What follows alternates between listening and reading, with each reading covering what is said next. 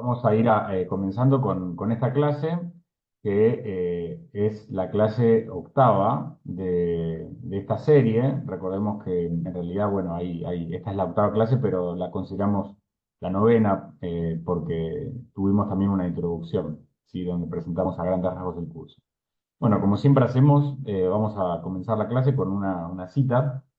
Y esta vez nos toca otra vez nuestro querido Tito Livio de Patavium. Vamos a leer dos citas esta vez que dicen lo siguiente. La muerte sustrajo a Sífax, un rey de lo que hoy sería Túnez, Argelia, ¿no? Numidia, más propiamente dicho en ese entonces, a la curiosidad del público más que a la gloria del triunfador. En efecto, había muerto no hacía mucho en Tibur, una ciudad cerquita de Roma, a donde había sido trasladado desde Alba, la prisión de Roma. Sin embargo, su muerte no pasó desapercibida, porque se le tributaron honras fúnebres con carácter oficial. Según Polibio, y esto es lo que me interesa, historiador que merece ser tenido muy en cuenta, dice Tito Livio, Auquaquam spernendus auctor, en latín, este rey participó en el desfile triunfal. Estas palabras de Tito Livio aparecen en el libro 30, que pertenece a la tercera década, a esta década llena de discusiones, llena de conflictos entre los especialistas, y me interesan estos términos, ¿no? Haudquaquam spernendus auctor. Una traducción podría ser esta que da el traductor en castellano, Vidal, que dice, un historiador que merece ser tenido muy en cuenta, pero en realidad el latín parece ser más bien un autor que no debe ser despreciado, ¿no? Un autor que no debe ser spernendus, debe ser subestimado, dejado de lado. Esa es digamos, la connotación de spernendus. Bueno, como pueden ver, la cita indica que ya en la tercera década Livio claramente conocía al autor griego, a Polibio, eh, y hoy vamos a seguir hablando de este gran tema de la tercera década. Tengo otra cita de Tito Livio que hace referencia a Polibio, que es una cita que ocurre, una referencia que ocurre en el libro 33, ya en la cuarta década, pero también hace referencia al autor griego, y dice lo siguiente. De creer a Valerio Antias, que aumenta todas las cifras de manera exagerada, aquel día fueron muertos 40.000 enemigos, cayeron prisioneros, aquí la exageración es más moderada, 5.700, y se capturaron 249 enseñas militares.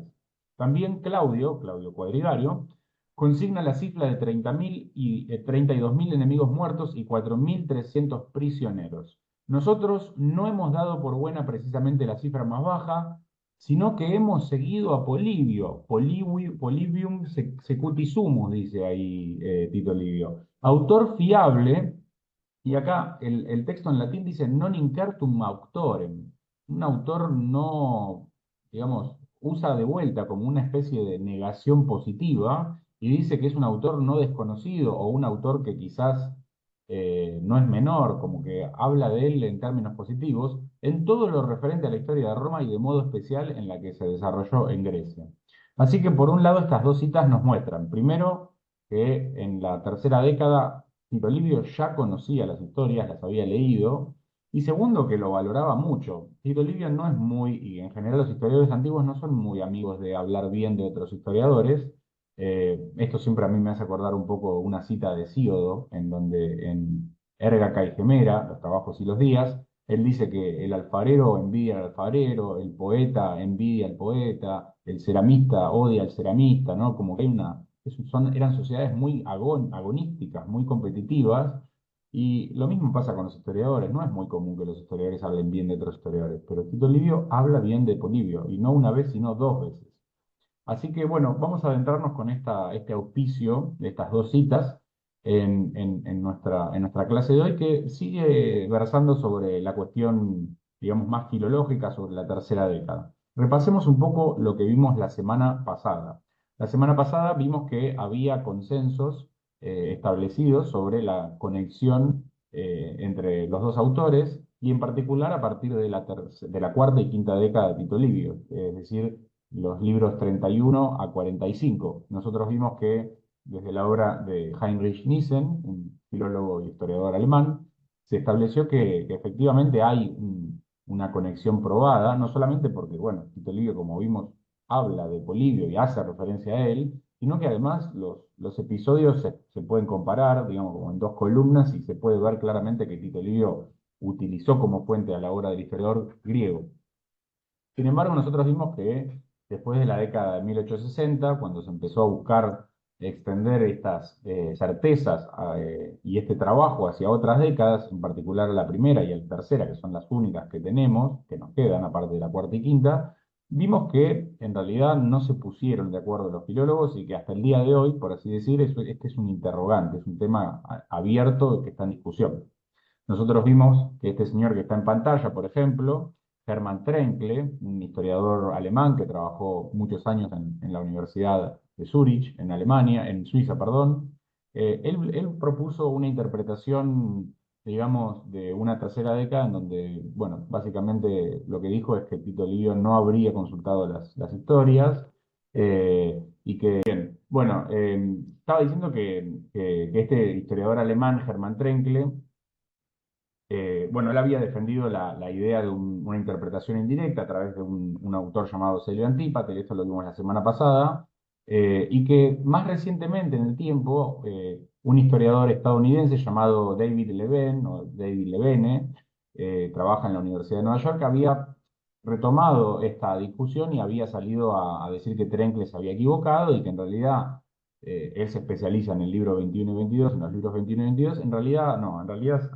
usando las técnicas de la narratología y en general los estudios sobre narratología, muy populares desde la década del 70 y 80, algunos conceptos, va a decir que no, que en realidad Livio y Polibio son, digamos, Polibio es una fuente directa de Tito Livio y él intentó demostrar por qué esto es así.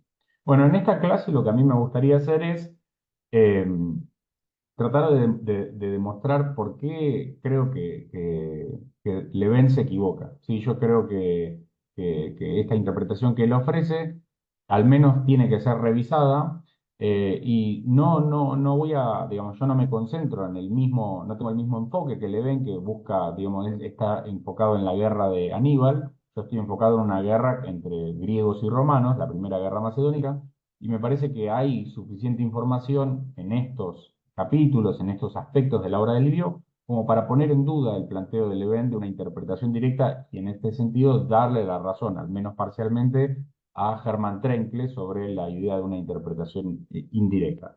Entonces, este va a ser mi argumento. El argumento que voy a tratar de demostrar en esta clase o de comunicar en esta clase, por así decir. Mi idea es que desde el libro 21 hasta el libro 25, digamos esos 5 libros, no habría una conexión directa entre los dos textos.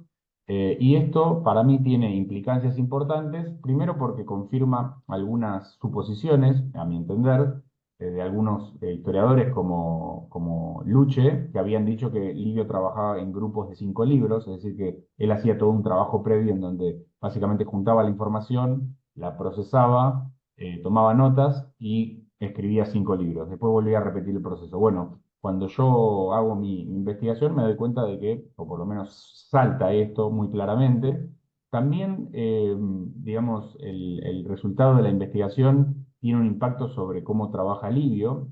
Nos muestra que, digamos, el trabajo con las fuentes muchas veces podía llegar a tener descuidos importantes, algo que se había propuesto antes. Así que algunas de estas conclusiones o implicancias van a ser importantes, a mi entender, porque pueden corroborar algunas conclusiones de trabajos previos.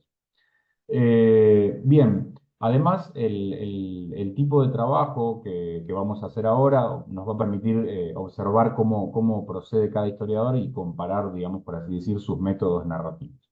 Así que con esto avanzamos digamos, el primer punto de análisis, que es las discrepancias que vamos a ver en cómo cada uno de estos dos autores va a contar acerca de la génesis o del comienzo de la Primera Guerra Macedónica. Y acá la idea general es que va a haber grandes diferencias entre las dos versiones.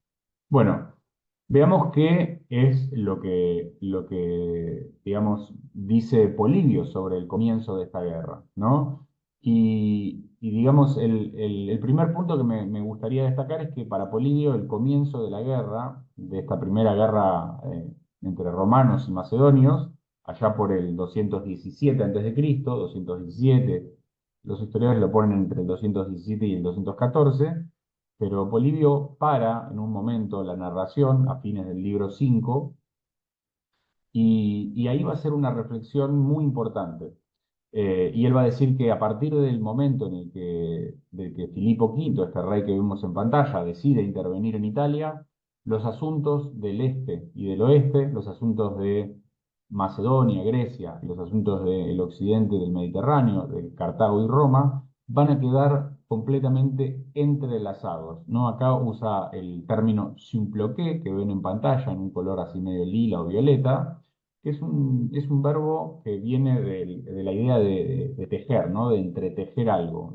Es un término que viene de las artes textiles y que, bueno, indica eso, ¿no? Que hay un entrelazamiento entre las historias de mundos que hasta ese entonces habían estado separados. Para Polibio este es un punto central de su historia, él lo dice claramente así, y por lo tanto podemos suponer que aunque los siguientes libros estén o mutilados o en muchos casos perdidos, esta guerra tiene que haber tenido y tiene que haber cumplido un rol narrativo súper importante en su obra.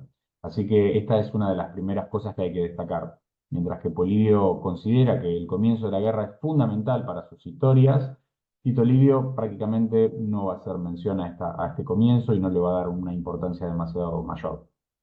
Además, un segundo punto, quizás menor, es que en la explicación de Polibio, Demetrio de Faros, un dinasta ilirio o griego ilirio, va a tener un rol muy importante en el convencimiento de Filipo en entrar en la guerra, mientras que para Tito Livio esto no va a cumplir ningún rol, no va a ser en absoluto, ni siquiera va a ser prácticamente mencionado. Así que pasemos a ver qué dice exactamente Polibio sobre el comienzo de la guerra. Eh, no sé si a ustedes les es cómodo, digo, pero para hacerlo un poco más interactivo, quisieran ustedes leer el texto por su cuenta, así lo hacemos un poco, ya que somos pocos, por ahí lo hace un poco más dinámico, digamos. Sí, Puede sí, ser, no, sí, cómo no. bueno, adelante, Eh, Berta. bueno, empiezo parte del primer párrafo. Llegó un correo desde Macedonia con la nueva de que los romanos habían sido vencidos en una gran batalla y de que Aníbal era dueño del campo. La batalla de Trasimeno, el lago que está en el centro de Italia, ¿no? Así De es. momento, Filipo enseñó la carta solo a Demetrio perdón, Faros, pero le recomendó que no dijera nada. Este aprovechó la oportunidad, creía que lo debido en aquellas circunstancias era terminar lo más pronto posible. La guerra contra los etolios indicaba que debían dedicarse a los problemas de la Iliria y a subsiguiente expedición a Italia. Le aseguró que ya ahora toda Grecia estaba bajo su imperio y que seguiría estándolo. Los saqueos lo harían espontáneamente por la adhesión que sentían hacia él, y los etolios, constreñidos por el terror que les habían causado los hechos de la guerra presente. Una invasión de Italia, afirmó, el griego antiguo no lo leo, afirmó era el principio del demonio universal, cosa que le correspondía a él más que a cualquier otra. Y este era el momento, después de la derrota romana. Con estas palabras enardeció rápidamente a Filipo, igual que se exaltaría, creo yo, un rey joven, audaz y mimado por la buena fortuna, quien encima procedía de una dinastía que, a decir verdad, siempre había aspirado al dominio universal. Polibio, etcétera. Muy bien. Bueno, cambio, Muchas, muchas gracias, cambio y Berta, por fuera. cambio fuera, muy bien. No te quedaste congelado, por suerte. Bien, muchas gracias por la lectura y algunos aspectos que me gustaría destacar es que, bueno, Polibio señala claramente que la iniciativa en la guerra la va a tener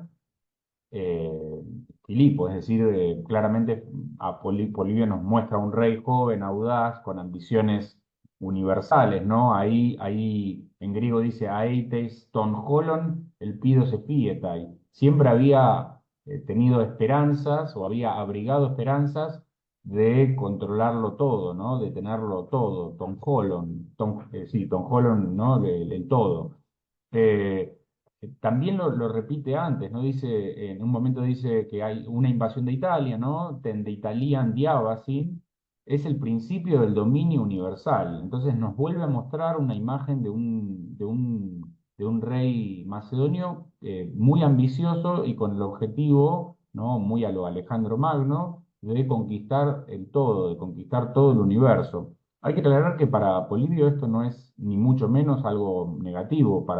Para los antiguos, en general, las ambiciones de dominio universal son algo totalmente natural, aceptable y, digamos, muy pocos autores, que yo conozca ninguno, se manifiestan por el pacifismo, ni mucho menos. En general, los autores que nos han quedado son autores que, digamos, aceptan o incorporan la idea de esta ambición universal y de la expansión como algo natural, sobre todo para un monarca, ¿no?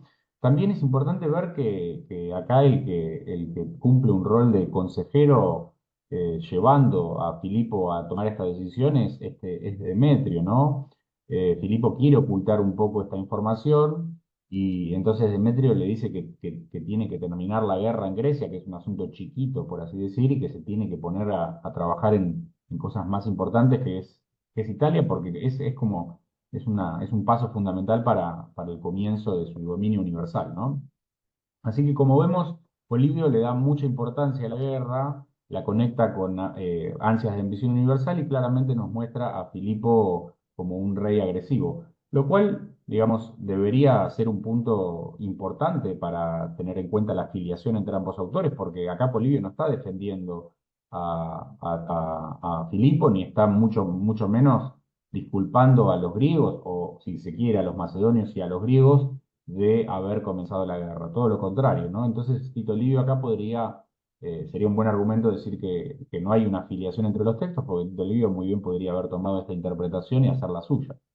Bien, veamos cómo sigue esta explicación, ¿sí? En la explicación de Polibio, después de esta narración que incluye, va a aparecer una oración, una de las oraciones tal vez más importantes de la obra, de las historias que hemos conservado, que viene, muy curiosamente, de un líder etolio. Recordemos que los etolios son un pueblo griego que habita al norte del Peloponeso, cruzando el Golfo de Corinto, y que son los enemigos históricos de los aqueos, es decir, que son los enemigos digamos, del pueblo que representa Polibio. En general, Polibio tiene una mirada muy hostil hacia los etolios, y el líder que va a hablar es un tal Agelao de Naupacto, que representa la facción más pacifista o más conciliadora de los etolios y que busca, durante la guerra social, llegar a un acuerdo de paz con Filipo V. Recordemos que en esta guerra los etolios habían sido derrotados, su santuario principal, Termón,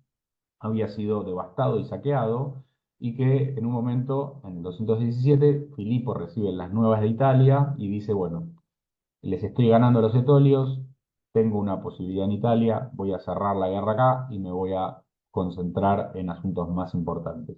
En ese momento, nos dice Polibio, Agelado de Naupacto y otros griegos enunciaron una serie de oraciones y llegaron, digamos, antes del acuerdo, y Polibio nos dice que no nos va a contar todas esas oraciones, pero que nos va a dar la más importante, que fue esta, en donde nos va a decir lo siguiente, ¿sí? Leamos, ¿sí? Mailén, sin compromiso, por favor, pero si querés podés leer. Si preferís no leer, yo sigo. No, leo yo. Recordaremos el discurso de Agelao de Naupacto dirigido en la primera entrevista al rey y a los aliados presentes. Declaró que lo más necesario era que los griegos no se hicieran nunca la guerra mutuamente. Hos, F, Dein, Malista, Men, Medepote, Polemein, Tus, Helenas o Helenos, Alefois. Bueno, hace rato que no leo griego. Impresionante, ¿no? Un gran aplauso. Muy bien esa Bravo, pronunciación. bravo. Muy bien. Deberían, mm, gracias. Deberían dar muchas gracias a los dioses si lograban decir todos la misma cosa y estar de acuerdo, dándose las manos como los que cruzan un río. Con ello rechazarían las incursiones de los bárbaros. Tastón barbaron efodus. Se salvarían ellos mismos y sus ciudades. En el caso, con todo, de que ello no fuera totalmente posible, pidió que al menos en aquel momento se pusieran de acuerdo y se precavieran. Era preciso tener en cuenta los sí, formidables ejércitos y la magnitud de la guerra que se desarrollaba en Occidente, porque es evidente, incluso al que ahora no está muy metido en política, que esta guerra da lo mismo que los romanos venzan a los cartagineses o que estos triunfen de los romanos, ya que, mírese como se mire, lo lógico, eicos, es que los vencedores no se den por satisfechos con la posesión de Italia y de Sicilia. Acudirán aquí y ampliarán sus operaciones y desplegarán sus fuerzas más allá de lo que es justo. Verá tú de hondos. Por esto, pidió que todos estuvieran alerta, pero principalmente Filipo. Él constituiría la salvaguardia, Filiaquín, no, Filiaquén, si dejaba de destruir a los demás griegos. Tú, cata, cataferein, tus helenas, convirtiéndolos así en presa fácil de eventuales asaltantes. Polibio 5, 103, 9, 104, 5. Bueno, es impresionante el nivel, ¿no? Somos pocos, pero qué calidad en este curso. Muy bien leyendo ahí el griego antiguo. Bueno, el Pero muy discurso de parecido al moderno en algunas palabras, ¿eh? Sí, sí, sí, Muy, tal muy cual. parecido. Sí, sí. Lo que cambia, bueno, algunas dinámicas con los artículos, yo no leo en griego moderno, pero también sé que hay una iotización, ¿no? Como esto de que muchas etas se transforman en iotas en la fonética, en la pronunciación. Eh, Hay cosas muy interesantes del discurso, que es uno de los discursos más importantes, como les dije, y más estudiados de Polibio. Primero, a mí me interesa que muestra una mirada más defensiva de la interpretación o de la perspectiva griega. Nosotros vimos que antes Demetrio de Faros y Filipo representaban como una voluntad agresiva sobre Italia. Acá vemos que Agelao pinta a Filipo como un defensor. El término que se usa es este que está acá, que es filaquén, ¿no? Filaqués es defensor, sí, salvaguardia podría ser, ¿no? Y entonces nos muestra a un Filipo con una mirada distinta a la que había antes, un Filipo más como un protector de los griegos y no tanto como un Filipo con ambiciones universales. También es interesante ver que el espejo de eso es que los romanos, y acá, ojo, los cartagineses, aparecen como, digamos, fuerzas o estados potencialmente enemigos que podrían, digamos, desplegar sus fuerzas en Grecia más allá de lo que es justo, ¿no? Peratu deontos. Eh, me encanta traducir jeroglíficos. Entonces, Ah, de hecho, mira. tomé clases de Sí, griego antiguo para poder, eh, para poder mejorar la sintaxis del egipcio clásico. qué Y ahora, versátil. Seguro, seguro. Aprovechando tu ausencia, me atreví a conversar un No, poquito por con ella favor. para conocer nuestras inquietudes y por qué hacemos esto, ¿no? Bueno, sigamos Qué, entonces. qué gran placer tenerlas. Les pido perdón por la interrupción, pero bueno, pedí un envío y no había forma, me lo trajeron justo ahora y no tenía forma de decirle, mira, estoy en una clase, volvé cuando puedas. Así que, claro, perdón, después yo edito todo lo que se charló en la clase y lo saco así, no compartimos por ahí cosas, no sé, personales que ustedes tal vez no quieren en YouTube, ¿sí? Ok. Bueno, ok. estábamos hablando de qué importante que es este discurso, digo, intrínsecamente el valor que tiene porque nos muestra a Filipo como un posible defensor de los griegos, nos ofrece una mirada muy distinta a la mirada que es justo anterior, o sea, después de lo que había dicho antes, dice esto, ¿no? Polibio. Entonces, es cierto que lo pone en la boca de alguien más, pero bueno, nos muestra una mirada, digamos, distinta. Y también es interesante esto, ¿no? Cuando él dice, con ellos rechazarían las incursiones de los bárbaros, ¿no? Taston bárbaron effodus. Acá está haciendo referencia a los romanos, digamos, o si uno quiere más ampliamente a los romanos y cartagineses, pero lo más seguro es que sea a los romanos. Los muestra como bárbaros, ¿no? Es verdad que para un griego, cualquiera que no sea griego es un bárbaro, pero bueno, no es menor que en la obra de un autor griego que está escribiendo en Roma, se haga referencia a los romanos como bárbaros, ¿no? Es una de esas veces en donde aparece esto. Y también se dice que lo más necesario, ¿no? Dice, José Fedein dijo que lo más necesario es que los griegos men medepote polemein tus Helenas alelois, no se hagan la guerra los unos a los otros. Entonces, esta imagen es interesante y este discurso y todo el contexto y todo este escenario que va creando narrativo y discursivo que va creando Polibio está sospechosamente ausente en la obra de Tito Livio. Uno podría decir, bueno, el discurso este obviamente no lo vas a poner si sos Tito Livio, ¿no? Vos querés contar una historia de Roma, no andar poniendo lo que unos griegos andan hablando, diciendo por ahí de los romanos, menos si hablan de nosotros como bárbaros. Pero la anterior, ¿por qué no lo incluís? ¿Por qué dejás de lado lo que dice Polibio de que Filipo era un rey con ambiciones universales, que quería aprovecharse de la debilidad de los romanos? ¿No es el mejor momento para decir eso? Bueno, alguno podría decir, bueno, se le pasó, o otro argumento podría ser, no, a Tito Livio no le interesaba hablar. El tema es que cuando uno empieza a hacer un análisis, estos episodios se empiezan a repetir, ¿no? Es como este desinterés barra este desconocimiento. Yo argumento que es más que un desinterés, es un desconocimiento, pero bueno, eh, algunos autores han hablado de esto como simplemente una casualidad o no le han prestado directamente atención, ¿no? Yo, por ejemplo, me pregunto qué pensaría Leven, que dice que en el libro 21 y 22 hay una clara identidad o una clara filiación entre los textos si yo le mostrara esto, ¿no? Bueno, yo le he hecho algunas referencias en artículos a Leven en esto, pero bueno, obviamente a veces es un poco difícil que los autores del mundo anglosajón, que están como en el centro académico, tomen interés o nos respondan a quienes escribimos desde otros ámbitos. Bueno, veamos qué otra cosa dice Polibio sobre esta interpretación sobre el origen de la guerra, porque en la oración de Gelao, Polibio no parece condenar la interpretación digamos, de ofensiva de Demetrio de Faros, sino que proporciona un argumento adicional. Es decir, Gelao dice, si no nos unimos, nos van a destruir. Continúa del siguiente modo, esta la leo yo.